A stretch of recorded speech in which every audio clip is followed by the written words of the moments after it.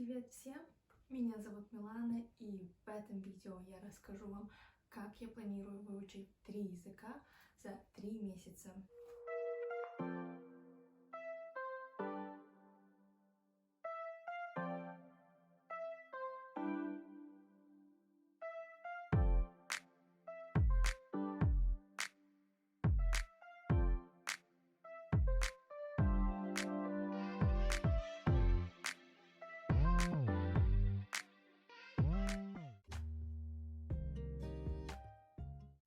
Начну я с того, что расскажу вам, как у меня родилась такая любовь к изучению языков. Благодаря тому, что я переехала жить в Англию, я смогла быстро выучить английский и теперь свободно им владею.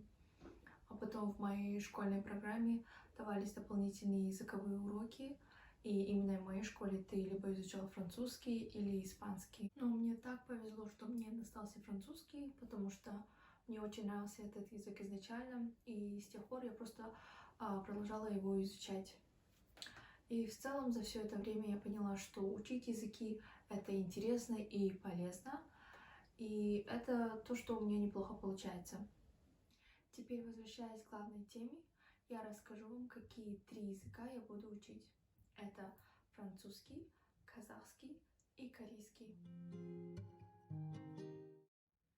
Для точного достижения своей цели я буду использовать схему SMART. Она очень популярна в Англии, и она переводится как «умный». Поэтому это умная схема, которая поможет мне и может вам достичь любой цели, которую вы хотите. Я расскажу вам немного о ней и как я ее использовала и как она мне поможет. Это аббревиатура, и первая буква S, она specific, и она переводится как конкретность.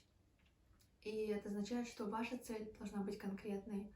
И в моем случае я просто сказала, что я хочу улучшить свои знания французского, казахского и корейского.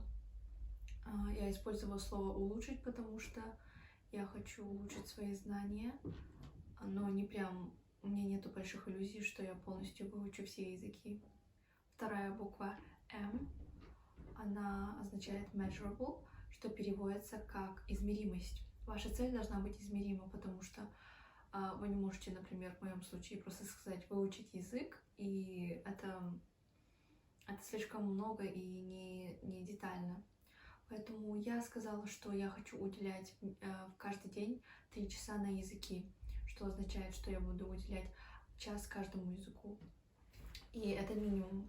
Если я хочу потратить больше времени на это, то это очень даже хорошо. Но хотя бы 3 часа в день я должна уделять языкам.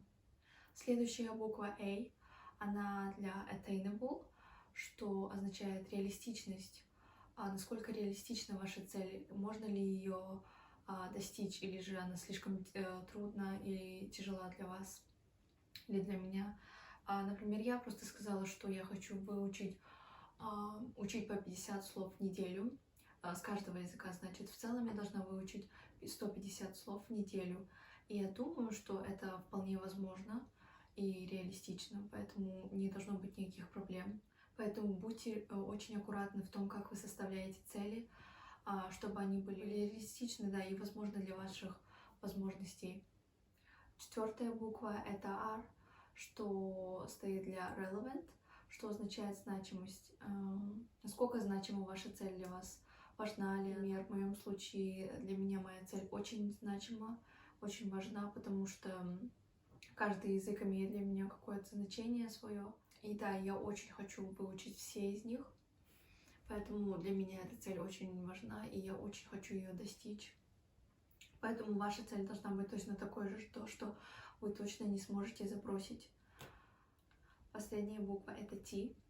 Она означает time-based, что переводится как временное ограничение, что ваша цель должна быть ограничена во времени.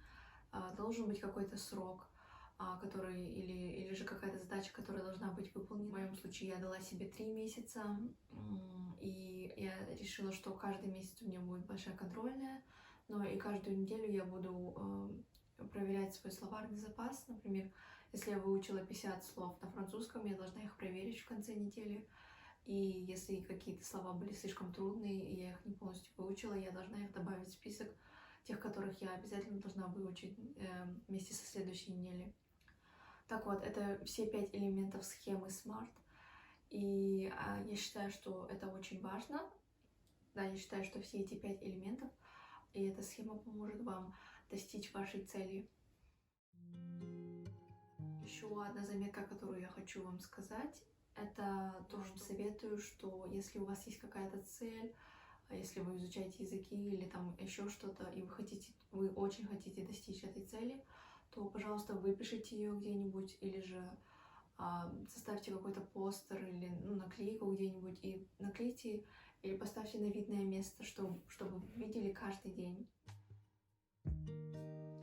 Например, я из своего старого календаря сделала вот эту доску, и она стоит у меня на столе, и я вижу ее каждый день, когда я встаю или ложусь спать. Поэтому это хорошее напоминание, хорошая мотивация.